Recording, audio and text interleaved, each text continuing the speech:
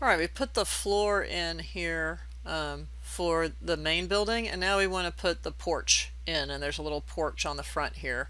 So I'm going to go to Architecture and Floor, and I'm going to go to the 12-inch generic concrete, and I'm going to Edit Type, and I'm going to Duplicate, and I'm going to name this Stone Porch.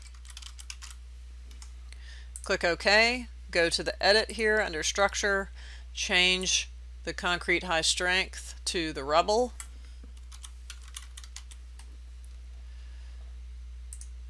and change the thickness to 3 feet.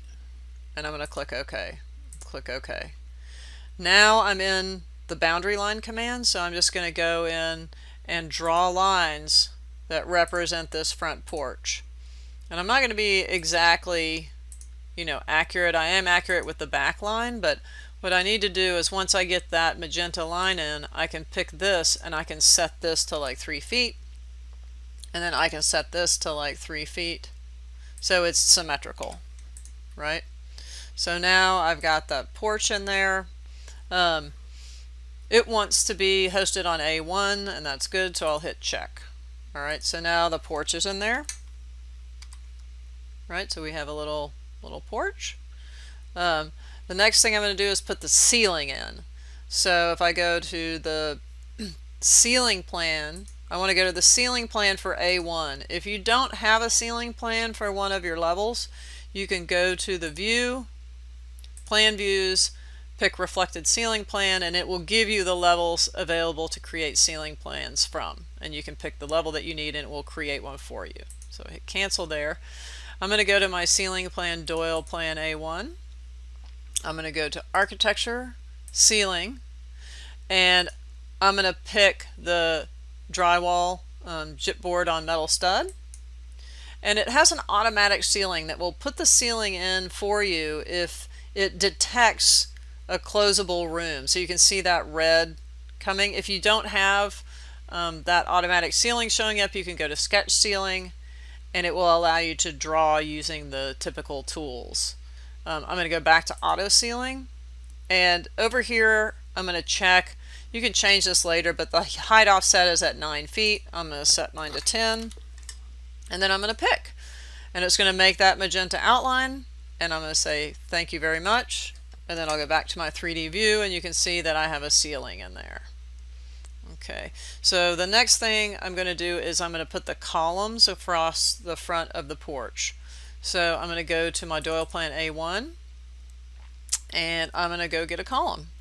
So if I go to Architecture, there's a column pull down, and you have two options, column architectural or structural column. I'm going to pick column architectural, and it's giving me a round column, generic white, 6-inch diameter.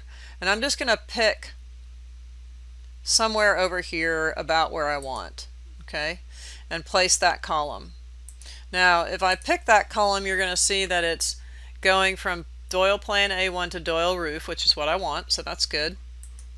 And then I'm just going to determine by dragging these dimensions, right, where that guy is situated. So you can readjust these dimensions. So that's 4 feet, that's a bit much, so let's do 1 foot there, and we'll do 1 foot there. So it's just 1 foot by 1 foot off the corner. And then I'm going to array that. So if I pick this and I go to array, I can say I want to go to the last column. Okay, and I think there are 6 columns here, so I'll type in 6 just to begin with. And then I want to pick as my start point, I want to pick the center of that column. And then I just want to go somewhere out here close to where those columns array out. Now, so this one wants to be actually inbound from this guy. So I'm going to pick this and I'm going to move it from there to there, and then I'm going to move it over 1 foot. So that should be, if I do a distance, back to my 1 foot from the center of that guy. So let's do that. So from there to there, 1 foot, and from there to there, 1 foot.